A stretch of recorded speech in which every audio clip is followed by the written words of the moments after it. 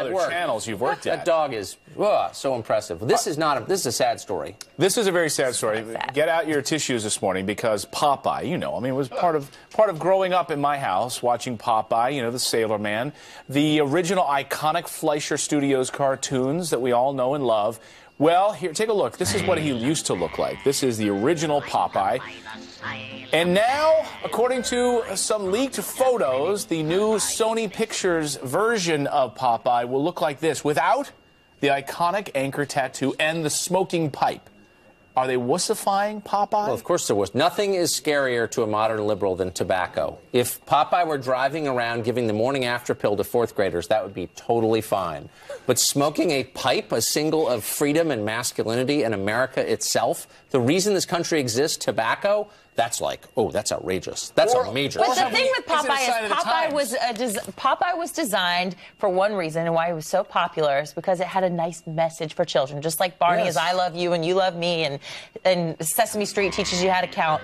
Popeye taught you to eat your spinach. Gives you lots of iron, makes you really strong. And if you smoke, sorry, you might get lung cancer. It's incredible. He could smoke a pipe and down a whole can of spinach at the same time. Well, I hold Popeye responsible for the generations of underage pipe smokers you've seen through the years. Just, yeah. He did have the pipe in his mouth the whole time. How does he do that? He That's pulls so that impressive. off. No child has ever smoked a pipe because of Popeye. Or is it a sign of the times? You think?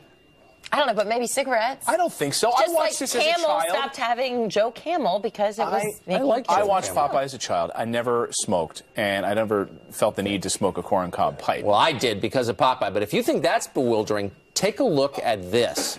This is Thor. Now, you may notice something a little different. Popeye lost something. Thor has added something. A couple of them. Let's see if you can notice what they are.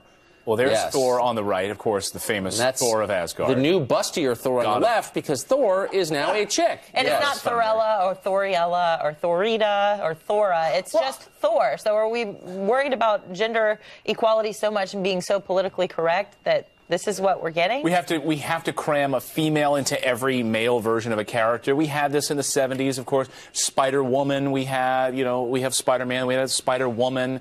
Wonder Woman, though, was an iconic character. There's no equivalency in the male world of Wonder Woman. There's no Wonder Man?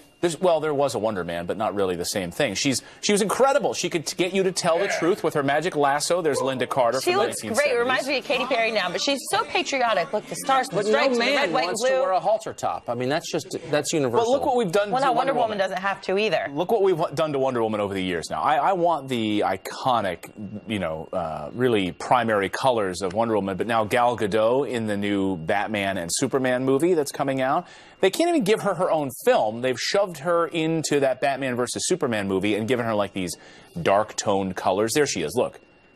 And now in the comic book, take a look at what they've done to Wonder Woman in the comic books now. They've taken her from that beautiful, the short shorts, like that you might wear rollerblading. I don't know. And they've stuck her in a pantsuit. Look at this, like she's on her way to an accountant's office. Yeah, let's take a look at this. And, some people would say that this is an important thing, that we're not sexualizing these women so much, right?